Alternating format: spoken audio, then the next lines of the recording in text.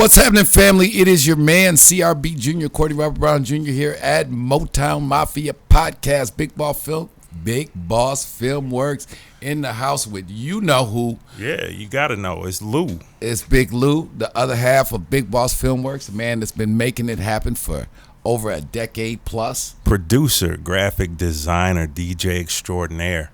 Get at me. And I always tell Lou what Nino told G Money. You're bigger than that, baby. You're bigger than that.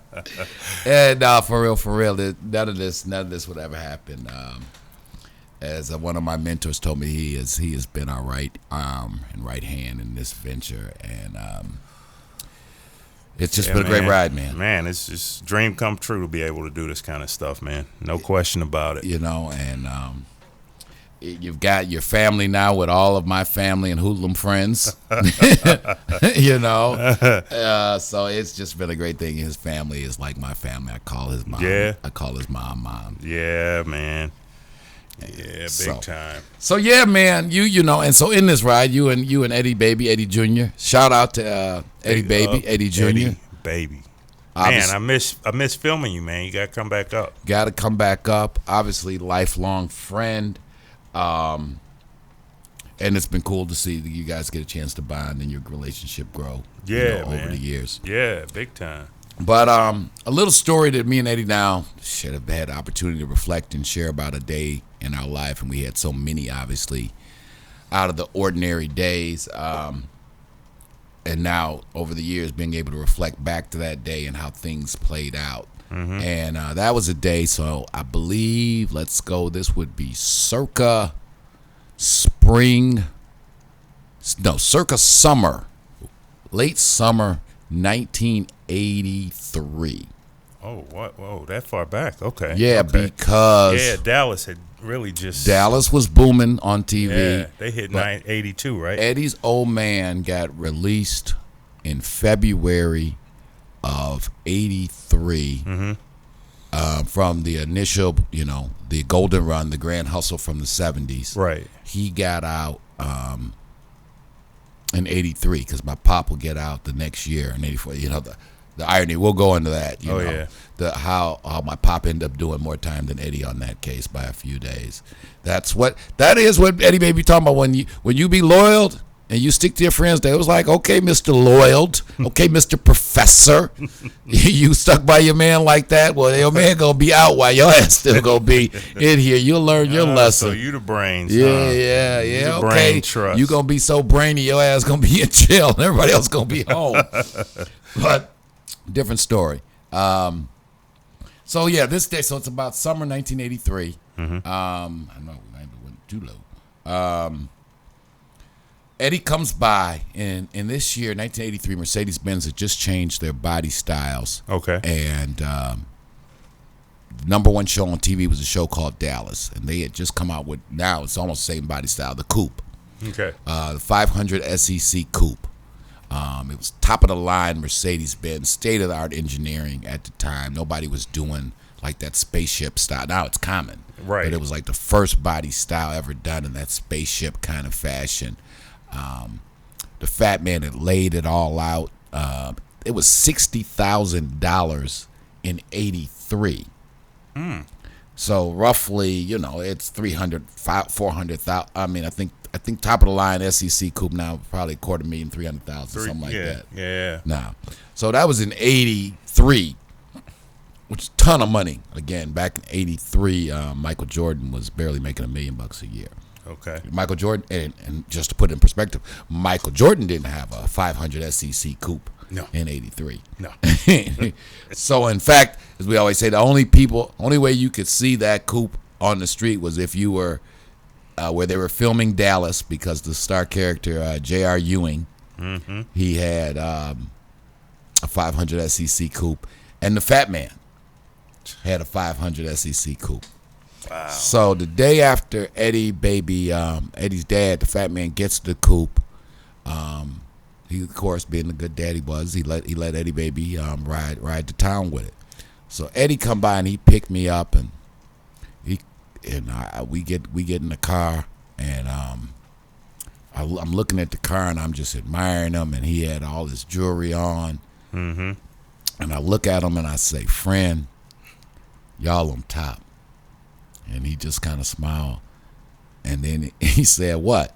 I say, but bro, you know the only problem about being on top? When you're on top, it's only one direction to go, and that's down. And he kind of looked at me like, damn, Junior, that kind of makes sense. Mm-hmm. And then we went on and we rode and we had a great time, great day. Went over to the neighborhood. By Pep, shout out Mr. Cooper. Went by Tracy House. Shout out to the HUD. Shout out to Scotty and Woo and Clue and Nate and all that whole crew over there. We went and that was the first time I think they had ever saw the Coop. But the moral of that, yeah, the thing when you're on top, man, there's only one place to go. It's that I believe was the first conversation we had about the screenplay that I wrote. Correct. That was the I remember it like it was yesterday. And then the cop comes in afterwards and then says, right, because later that afternoon, me and him get pulled over by the police, and he said, it's an old cop and a young cop, and they're looking at our IDs. Right. The old cop says to the young cop, you know who we got here? We got some street royalty here. This Eddie Jackson Jr., his dad was the guy, and right next to him is his dad's main man. And then the young cop said some shit again. The world, some shit you shouldn't say, regardless of what our parents had did, that you shouldn't say to a 16 and 17-year-old. And the cop gonna ask us, how much dope you got to sell to buy a car like this? And we kind of just look at him like, really? Like, for real? For real? Right. Like, we're gonna tell you. And why are you at?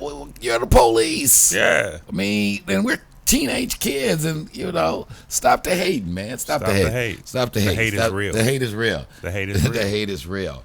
But the moral of the story, man, is that in life and in business, there's an old adage, Lou, that all good things must come to an end. It's the truth.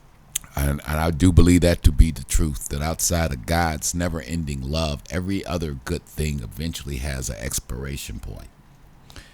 When you're in business and even in relationships, when things are going perfect and you've got everything, just cherish that moment, but you got to know this moment can't last. That's right.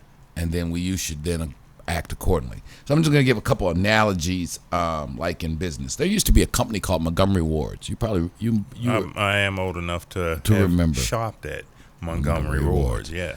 Well, I know a lot of our audience might not even have heard of it. They never heard of Montgomery Ward. In the 50s and 60s, Montgomery Ward was the biggest retail operation in America.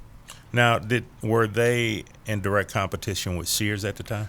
Sears was number 2. Montgomery Ward was, which we're going to get to them. Montgomery Ward was number 1. Sears was number 2. I think Kmart was number 3. Then you had the higher end ones, Macy's, Bloomingdale's, Neiman, people like that. Well, the reason why you guys never heard of Montgomery Ward's is it ran its course. They were on top. The Sears catalog kept growing. Sears kept buying properties inside of malls. Montgomery Ward's was late getting into the mall. So even though they were on top, the problem was when they were on top, there was only one place to go, and they did not prepare for the inevitable. Because when you prepare for the inevitable, that's when you would have heard a story about, well, why did Montgomery Ward's go away? Sears ended up buying them, or Kmart's ended up buying them, or Macy's or Bloomingdale's decided they wanted a low-end chain, and they bought them out. Exactly. But no, they didn't do that. They didn't prepare for the fact that when you're on top, there's only one way to go. And what does it look like on that downward trajectory? That period of we were talking about with Eddie and his old man in the summer of '83, again, and then later that year, Christmas '83, going into '84. Okay. Pep and Big Steve, shout out to Big Steve, shout out to Five. Pep and Big Steve hosted a Christmas party. Okay. And it was all the Pipers. Piper champagne was shit we used to drink back then. All the champagne, I mean, talk about long before Kimora Lee and Ghetto Fabulous or Hood Fabulous. All was it the most awesome Hood Fabulous party. Okay. And you know, so you remember Detroit '83. I mean, brothers got ropes down to their testicles. You know, it just, you know, I don't know how many dead animals had to die for all the fur coats that was in there. And you know, so two Pep and 5, you got through a hell of a party. A highlight. A man like myself who've had many highlights and many nights out of many towns all over the world. That night, I think it was somewhere off Livernois, someplace over there in that neighborhood over there. Okay. They rented out a hall and they did their thing, but they were on top. That clique, Eddie and his old man, they were at that particular moment in time. But nobody was thinking about this can't last. Right. To be brutally honest. Right. Nobody was thinking about right now. It is raining money. They had that skag in, you know, from Wakefield and them coming from Thailand. And it was utopia. Okay. But nobody was really thinking, because shit be happening so fast, that this can't last.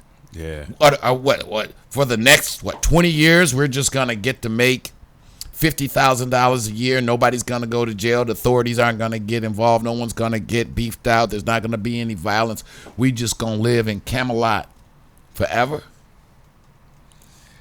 From legit to street, it all has to come to an end at some point. Yeah, man. Sears, you brought up Sears. Yeah. Right? Sears and Roebuck. Some of you guys, if you go to Chicago to this day, you'll look, the tallest building in Chicago was the tallest building in the world, the Sears Tower. At one time in America, Sears one and out of Roebuck. every 3 Americans had a Sears credit card. Yeah. Yeah. The Sears catalog, what Sears appliances. I mean, Sears was just like a part of being an American, right? Yeah, I can think of my grandfather. He was a big Sears shopper, especially with the tools. He was a because they owned Kenwood. They owned Kenwood. Die Hard. All that they owned. Yeah. Then they got to the auto repair. I mean, Sears just was it. They don't even have concepts like Sears. Yeah. Auto repair, clothing, and tools. For my Canadian friends, they have Canadian Tire, which is a lot like Sears. I mean, Really? if you ever go to Canada, check out Canadian Tire. You guys better pay me. Okay, yeah, Canadian Tire. We'll be sending you our branding opportunity. We are, speaking of that, Big Boss is definitely, we've been getting some offers that we're entertaining. So if you guys want to use this platform, one of, you know, with all praises due to Allah, one of the fastest growing channels here in the Detroit area. Absolutely. If you guys want to discuss some branding opportunities and us seeing if we can help grow your brand. And on this, before I get back on message, the shirt I'm wearing, For the Culture, about to be launched. It is. This company is owned by the Fat Man's granddaughter, Derica. Yeah. Check down in the descriptions. I have a link for you. Yep. Second generation of the Jackson family, keeping the entrepreneurial spirit alive. I love the name For the Culture. We're gonna help her out, obviously, in all the ways we can. Being that me and you have sold a few T-shirts in our day. Yeah. Just a couple. Just a couple. Couple 100,000. Right. So that's a good thing. Yeah. So Sears, same thing. Blockbuster. Again, we're showing our age a little bit. Yeah. But Blockbuster wasn't even that. Blockbuster was on top not that long ago. Right. I mean, because Netflix, I don't think even came out. The inception of this thing.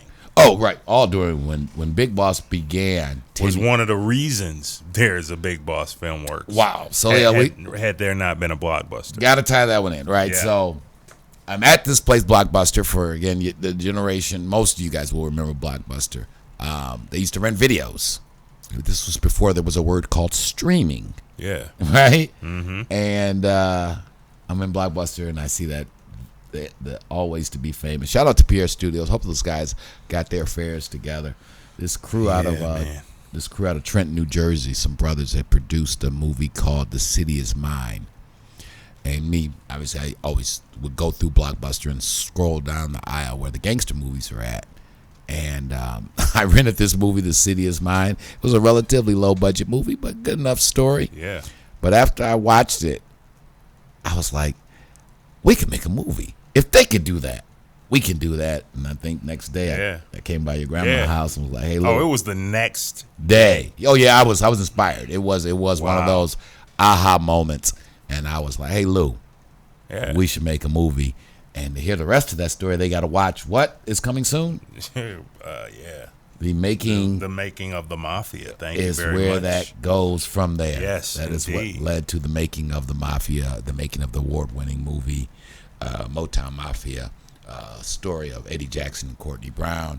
But we started off trying to make a movie, and then before we end up got the movie, of course, we produced the book, Motown Mafia: Memoirs of a Kingpin's Kid. Yeah, definitely. Also available on Amazon, and the doc is available on Amazon Prime and Tubi TV. Yeah, definitely. But yeah, so Blockbuster on top. World's changing. See, and they aren't alone. Just like the hustlers we were talking about, whether it's Eddie, my pops, or the Frank Matthews, all of them had their moment, right? Yeah. Where the world seemed to be in the palm of their hand. There was a time when if you'd and this is what happened, because Redbox came to Blockbuster and said, hey, can we make a deal? They told the people at Redbox, you guys are silly. No one's going to rent videos at the supermarket. Yeah. And when Reed Hastings and the people at Netflix approached them, they were like, send DVDs in the mail. No, this is how it works. Americans, on the weekends, they get off. They go to Blockbuster, they order pizza or carryout, and then they go home and they watch videos. Mm-hmm. Because that was the way like half of America was functioning for a time. Is that's what you did. You got carryout, you went and got some Blockbuster videos, and you made an evening of it. Yeah. But the world was changing, and now Blockbuster does not exist, and Netflix is ubiquitous. Netflix and chill. Yeah, Netflix and chill. There's a whole thing, right? That's the whole thing. Netflix and chill. It has very little to do with watching the movies. More chill than Netflix? More chill than Netflix. All right. But just a point made, and even though Netflix now is going through some rocky roads, because they may have had their turn. I don't know if I would count them out yet. But their time may have passed again. That's a big may. Yeah, they can pivot. I think Netflix probably has a little bit longer of a lifespan, just from what they've learned. We'll see. We can't, I can't speak for them, but we'll see. Yeah, I mean, the people at Montgomery Ward were really smart people. The people at Sears were really smart people. The people at Blockbuster were really smart people.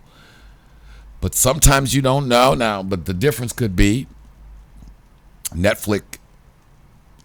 People may know, okay, we had our turn on top. Something else is happening in the world. Maybe we need to merge. Maybe good people at Google might want to make us an offer. Exactly. Maybe the good people at Google just might want, or maybe those good people at Facebook or one of those mega social media companies. Since Mr. Elon Musk liked Twitter, maybe he might like to own a streaming service. Exactly. And there could be there's a lot of different ways. And so on that, for the entrepreneurs out there and business people, you got to have an exit plan. You got to have an exit plan in life. When you're young, you never think you're going to get old, even though the old people be telling you one day it's going to be your turn. I was just talking to our good friend, Mr. Troy. And I said, Mr. Troy, where'd the time go, man? For real, 20 years we've been twisting and turning, doing it. Where did the time go? And the family, it does. The time just moves so rapidly, and the older you get, the more the time passes. But yes, you got to have an exit plan, family. You got to think, and so we'll wrap this up with the analogy we were just talking about off camera. The day, whether if you got 3-4 barbershops, you got a hot popping bar, nightclub, your catering business maybe is booming. You can't keep up with all the orders you're getting to do events. Whatever your thing is, a really rich man told me, a billionaire actually, that the day you sell your business or you're looking into sell your business is the day when you feel that you got the best hustle in the world. When you just can't wait to get to your restaurant, when you can't wait to get to your barbershop, when you can't wait to get to open up your bar for another Friday night because the money is good, staff is good, clientele is loyal, that's the day you might want to start to inquire about seeing who else up the food chain might want to buy you out, because that's the day you get full value for your business. That's right. Yeah, I recall similar situation or whatnot. It was this place right here. You were about to transition the shop from an ice cream shop into something else. You were going to do something else. I think this was, if I'm not mistaken. Okay. And you said, you know why I can do this and why the bigger fellas can't do it? I'm small. I'm able to switch. That's the only advantage in business of being small, is the ability to pivot quickly. Yeah. The market, see, when you got 20 stores and they're all stocked with a certain kind of merchandise and inventory. Got your board of directors. Yeah. Or just you got 20 stores and you loaded up on throwback jerseys. Right. And then Jay-Z makes a line and says, I'm 30 plus, I don't wear throwbacks. Right. I wear button-ups. Right. And the entire world stops buying. You were on fire on Monday. Hova drops his song. Now nobody's buying throwbacks, and you got 30 stores filled with throwback jerseys. It's hard for you to pivot, right? Hard to pivot. But if you got one store, you like, throwbacks are done, put them all on sale, call the button-up company and restocking. 8 days later, your store went from full of throwback jerseys, and this is an almost real analogy that, of course, that we're using. But yeah, that's definitely true. When things, if you didn't do enough planning and understanding when your little business, 2 or 3 stores were doing well, that maybe you wanted to look to sell to somebody, at least if you are relatively small and nimble, when the market and things do change, you can change quick with them. Yeah. And businesses are like boats, like the Titanic. You know, the people at the Titanic, the captain of the Titanic saw the iceberg, but it was a big boat. They couldn't turn in time. Even though they knew they were about to hit it, it takes a long time. Had he been in a canoe, as opposed to the Titanic, he wouldn't have hit the iceberg. He's, oh, this is trouble coming. I can turn around. And that's an analogy a lot of people use, in business. But to put it up in summation, sell when you're hot, sell when you're not. In our culture, we associate selling businesses as like some form of failure. Or something bad. Or like you don't got no money no more, you had to sell your business.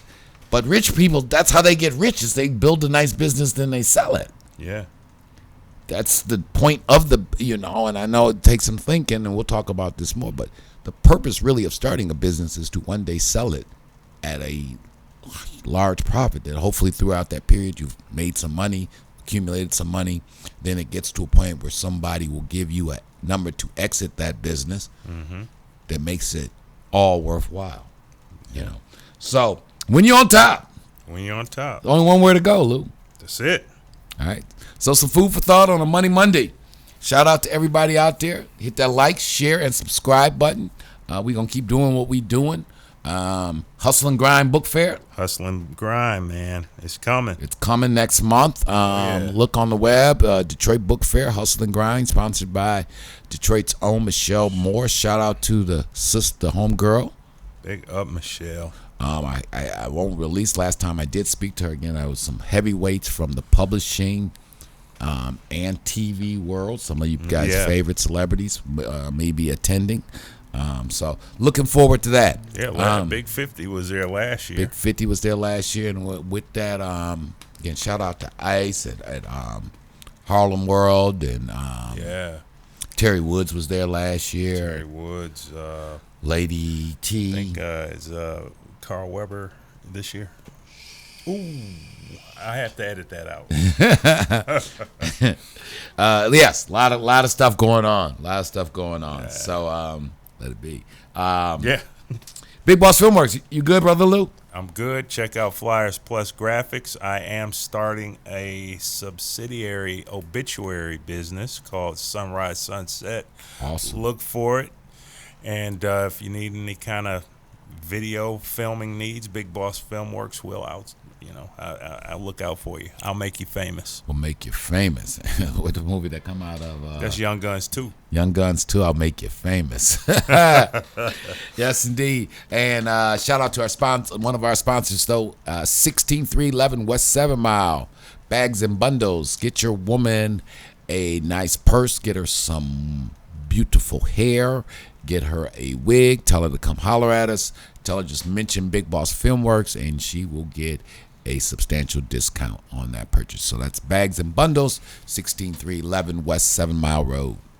Money Mondays. Let's get rich, y'all. All right, family, we're out of here. Big Lou Stevens, CRB Jr., Money Mondays, Motown Mafia Podcast, Big Boss Filmworks, doing what we do. I'll let you, man. Peace.